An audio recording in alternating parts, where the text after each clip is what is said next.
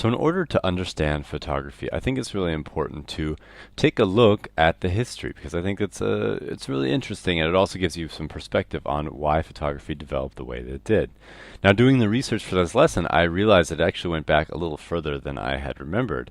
The first idea for a pinhole camera was kind of came up with in the time of Plato. So in ancient Greece and in China around the same time, people were kind of imagining doing sort of thought experiments for something that would someday resemble what we'd use hundreds of years later, thousand years later, in the pinhole camera. Now the next step is the camera obscura, and the camera obscura is actually really interesting because it's basically a camera without film. The idea is you've got a wall, so you've got this empty room, and if you put a little tiny hole in the wall, the light will come in from the other side and it will be sort of focus through that hole and then onto the wall on the opposite side. So you can see here that this scene is being reflected on this wall, or sort of focused on this wall through this hole. And this is basically the foundation of photography right here. This is the moment when this came into focus, or, well, really, quite literally as well. The only thing that was really missing was the chemicals for this, and these were discovered somewhere between the year 1200 and 1600. Different scientists at different times realized that there was this sort of group of chemicals that were related to silver, and one was silver nitrate. And this turned out in the end to be photosensitive, and this whole discovery of it being photosensitive was first sort of formulated and organized by a guy named Wilhelm Homburg in 1694. And this is when he realized that there was a, as he put it, a photochemical effect. Now the groundwork was basically laid for photography to begin. So from here, from 1700 through the 1800s, you see kind of a focus on lenses and on sort of bettering this camera obscura over here. So you'd have people putting in a lens right here instead of just a hole. And this would lead directly to the developments that would come in the 1800s. And that development came roaring around the corner in 1826 in southern France. This guy right here, his name is Joseph, and his last name is Neeps. Oh, and I'm spelling it wrong. And Joseph Neeps was just kind of a guy who was interested in the entire idea of photography, and he wanted to develop some kind of camera.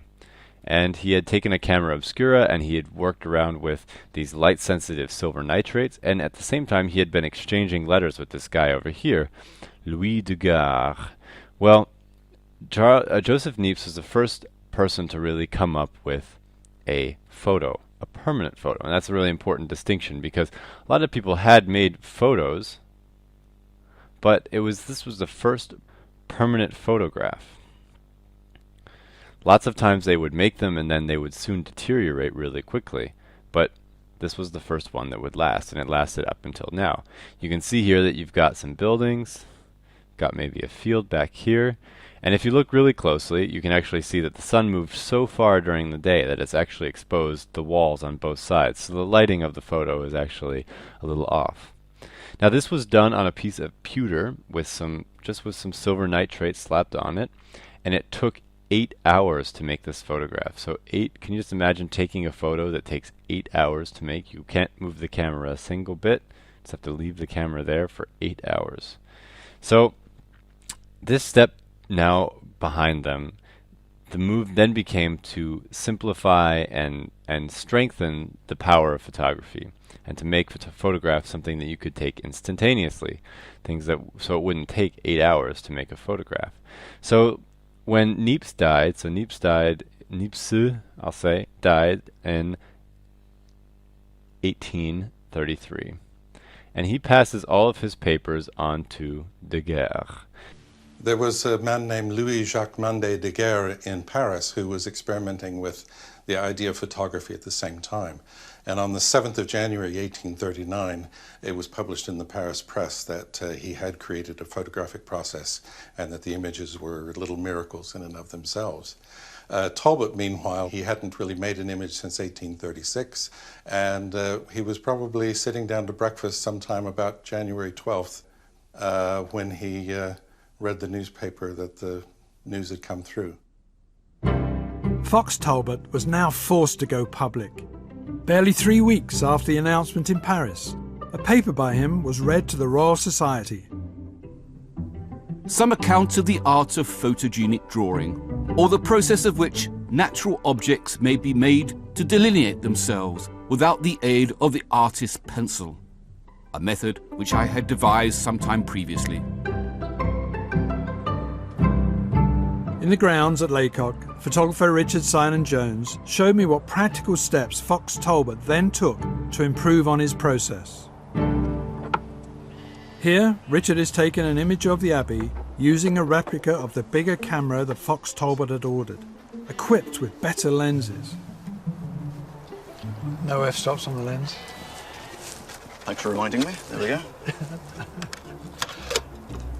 F44. So that drops the exposure time down, does it? It does. It Yeah. stops the light coming through, but yeah. makes it much sharper as well. The larger format camera also allowed for a much larger final image than Talbot's first photographs.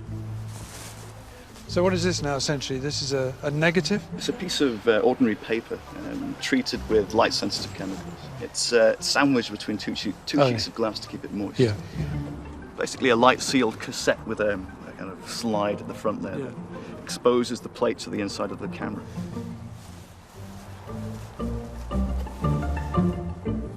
So you focused up already, you've done your aperture, Lens cap's on, aperture's in. you've got a good idea of exposure time. Yeah, 20 minutes. Because of improvements to the chemical coating of the negative, exposure time shortened from hours to minutes. Here, Richard exposed the photographic plate for 20 minutes, and here is the result. And I think what Richard has produced is truly magical. The Daguerreotype took the same process and basically made it something that could be done more quickly and more permanently. So instead of taking 8 hours, it would just take a few minutes to make a photograph. And this is one of the first daguerreotypes. It's of a city, obviously somewhere in southern France. And you can see here this guy with his foot up on a sort of pedestal of some kind. This guy's actually getting his shoes shined. And there are lots of other people walking around on these streets, but this guy was the only person to stay still for the whole photograph, the whole time it was being made. And so he's the first photographed human in, well, that we know of at least. So very interesting, you know. So this whole discovery and the release of this discovery really prompted a lot of activity. Now this guy over here, his name is Fox Talbot. Fox Talbot was a British guy, so across the channel, and he had been interested in the idea of photography, or it wasn't called photography yet, but and the idea of capturing images on silver nitrate plates, as they would say back then. And he and this astronomer, whose name was John Herschel, worked together on lots of different things. And in 1839, sort of through their collaboration, John Herschel came out with the glass negative. The glass negative was important because it was a better way of capturing the image, and it was something that would become sort of a standard for some time, for almost really 60 years or something like that. So the glass negative is developed. Get the name down. John Herschel, quite a famous astronomer in his own right, as well as a developer of photography. And then just 1 year later, Talbot comes out with his own process, and it was called the Calotype. It was a wet process that had some sort of paper negative. And the thing was, though, that Talbot then, and this was Talbot, we'll make sure we distinguish that. And the thing was that Talbot put a copyright on this. And that is the reason that really the daguerreotype took off, because the daguerreotype was bought by the French government and put immediately in the public domain. That meant that any photographer could use it. And so the daguerreotype basically within a couple months became the standard form of photography at that time. And the calotype, because it would have been a little bit more expensive and money would have been going to Fox Talbot over here, it never became quite the hit that the daguerreotype did.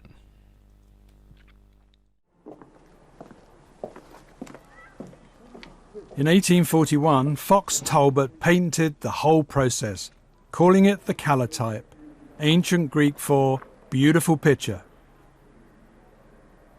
In the courtyard, he took photographs that showed a grasp of composition and framing.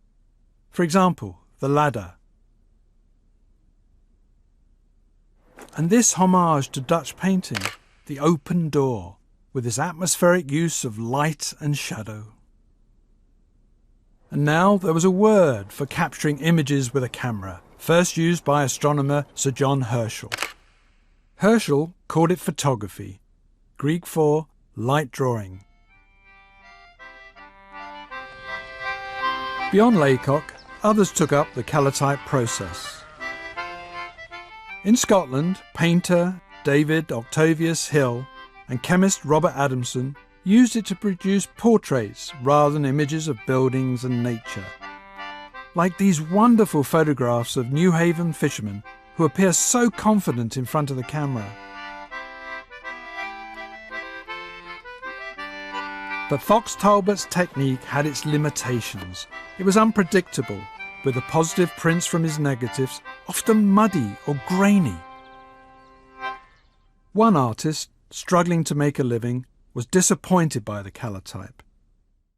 And by the 1850s, it was really common to see roving photographers like this traveling through the countryside of Europe and even in America and other places, and doing these sort of mobile photo studios. And because these days you can do everything that they could do in this with a laptop and a camera and even a cell phone. But at the time, it took quite a lot. You had a lot of chemicals, you had to do a lot of mixing, you needed a dark room, so everything had to be brought with you in the wagon. But it was very quick. You could see here that prominent people, this is the Tsar and his wife, and this is Abe Lincoln, one of the early American presidents, all being photographed early on because they realized the power and were all very fascinated by the idea of photography. Now, during the 1860s, the American Civil War was photographed by this guy named Bradley, it was most likely photographed mostly by his assistants, and he sort of took credit for it. And this was kind of more the second incidence. The Armenian War was really the first incidence of photography being used in war and photographing war. So, kind of an interesting note in history. Now, early studios would have looked something like this. So pretty much any time from the 1840s onward, you would have had a big, huge camera. You can see that is a massive camera. And you've got this guy sitting here doing this very sort of stilted pose. And the reason for this is because you've got this piece here holding his head. And this was sort of a required piece of equipment for photographers at the time because the speed of the camera was still so slow. You would have had to hold that pose between 2 minutes, and maybe if your photographer had a really fast camera, maybe 30 seconds. So that's a really long time to hold your head very still for a photograph. So it's pretty amazing. You'll sometimes look in the photos and you'll see that people blinked during the photos or things like that. But this piece of machinery here on the back, this sort of stand, is meant to secure the head, and it's often hiding behind the person in the photo. You don't usually see it when you look at the actual photos. But this is how people adapted to the technology. As it progressed, though, things got better, and they didn't have to use that anymore.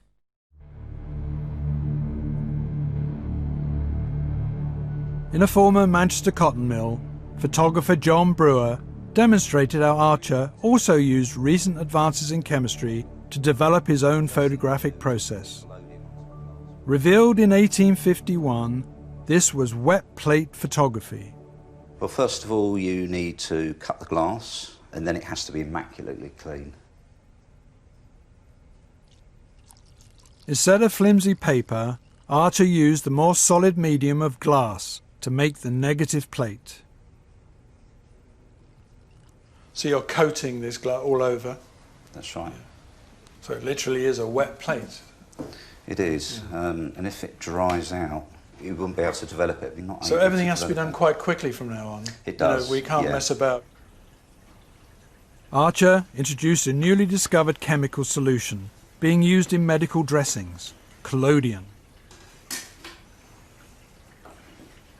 So what's in now? What's this box has just gone into? That's silver nitrate. So the silver nitrate is mixing with some of the chemicals in collodion to make it light sensitive. Because the plate is so light sensitive, this first stage of the process ends in the dark.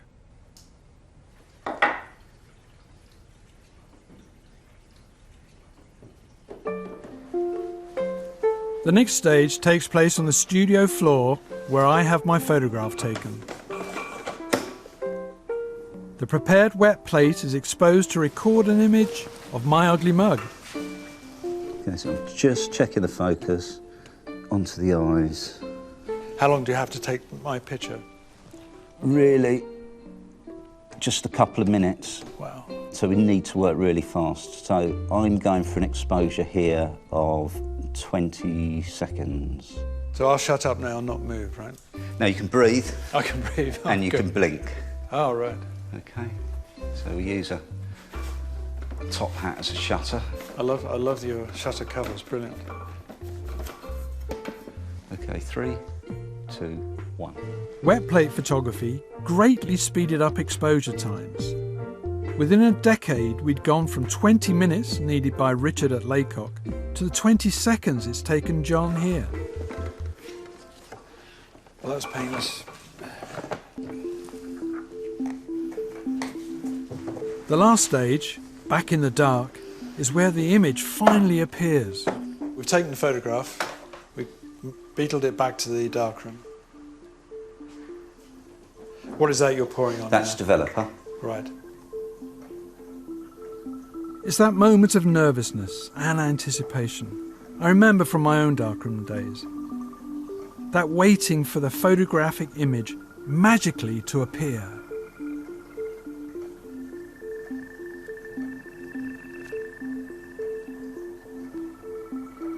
Okay, put the light on.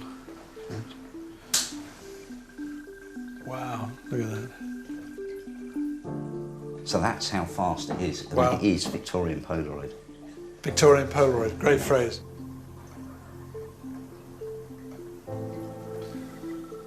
Wow, look at the quality of that. That's superb. Shame about the bloke in it, but it's a superb neg. From this one negative, you could print as many positive copies as you liked. A mass production of images so appropriate for a Britain experiencing industrial revolution.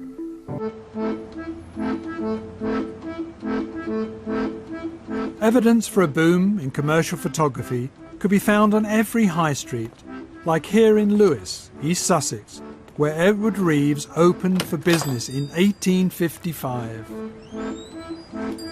For Reeves and others, the wet plate process had made photography a sound economic proposition. And as prices dropped, for the very first time in history, people of even a modest income could afford to own a portrait of themselves. To cope with the demand, Edward built a glass studio at the back of his shop. His great-great-grandson, Tom, still works here.